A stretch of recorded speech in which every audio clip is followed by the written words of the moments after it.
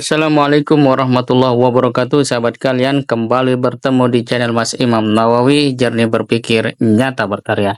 Pada kesempatan ini kita akan berbicara tentang bagaimana kita memulai progresivitas batin. Biasanya orang itu menilai bahwa seseorang maju atau mengalami progresivitas hanya dalam hal materi. Dan mungkin itu wajar karena materi adalah hal yang sangat konkret, tampak, dan bisa dilihat secara gamblang.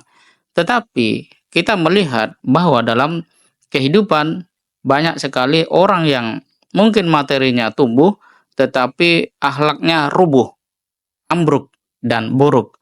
Nah, dalam kata yang lain, ini menunjukkan kepada kita bahwa sebenarnya manusia lebih membutuhkan progresivitas dalam batin. Ini hanya karena manusia tidak mungkin bisa totalitas bahagia dengan bersandar kepada sesuatu yang rapuh. Satu di antaranya adalah materi. Walaupun kita tahu bahwa dalam kehidupan dunia ini tidak satupun orang yang bisa lepas dari kebutuhan materi. Namanya juga kehidupan dunia. Nah, kalau kita perhatikan, ternyata orang-orang yang kuat di masa dahulu yang Al-Quran ceritakan, itu bukan karena mereka kurang materi, tetapi karena kurang sehat batinnya, atau bahkan sudah rusak. Batin yang rusak membuat manusia menolak kebenaran. Meski itu datang dari utusan Tuhan, para nabi dan rasul. Mereka kehilangan kemauan dan kemampuan mendengar dengan baik. Mereka sulit mencerna nasihat. Sebaliknya, mudah sekali menjadi marah dan jahil. Nah, sahabat kalian, apa itu batin? Batin adalah apa yang disebut dengan aspek terdalam dalam diri seseorang, yaitu inner self. Seorang yang mencakup perasaan, niat, keyakinan, dan kesadaran spiritual.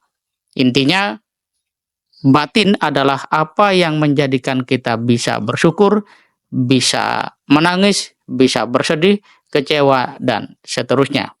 Dan ternyata kalau kita perhatikan dalam hidup ini, orang seringkali yang paling capek itu batinnya. Ketika seorang guru mendidik murid dan murid itu tidak mendengar, maka yang lelah bukan badannya tetapi batinnya. Anak-anak yang mengganggu pelajaran di kelas seringkali juga mengundang kelelahan batin. Kalau sang guru tidak mengerti tentang bagaimana mengecapi hal-hal seperti itu, maka dia akan menjadi amarah, ya. Dan seringkali kita juga melihat bagaimana di jalanan orang mudah sekali main klakson yang menegasikan sikap hormat, saling menghargai, dan seterusnya. Itu semua karena batin yang lelah. Oleh karena itu, kalau kita mau mengingat, ya, Al-Quran itu memberikan panduan bagi batin agar selalu mampu merespon apapun dengan tepat. Oleh karena itu, tugas utama kita adalah menerapkan apa yang Al-Quran terangkan. Kalau ada sesuatu yang tak sesuai kehendak hati, lalu diri ingin marah, kata Al-Quran, jangan lampiaskan, karena orang yang mampu menahan amarah adalah ciri orang bertakwa. Wal kadhiminal ghaidh, itu adalah orang yang bertakwa. Dan dia wal afina anin nas, dan dia memberikan manfaat kepada sesama manusia. Dengan demikian, berhentilah menjadi susah karena batin yang lelah. Kuatkan batin kita dengan terus terhubung dengan Al-Quran. Sungguh, batin yang tersambung dengan wahyu, ia seperti dunia yang selalu bertemu matahari, bintang gemintang, bahkan rembulan. Terus dalam petunjuk, terang, dan menerangi. Semoga batin kita sejahtera dunia dan akhirat. Assalamualaikum warahmatullahi wabarakatuh.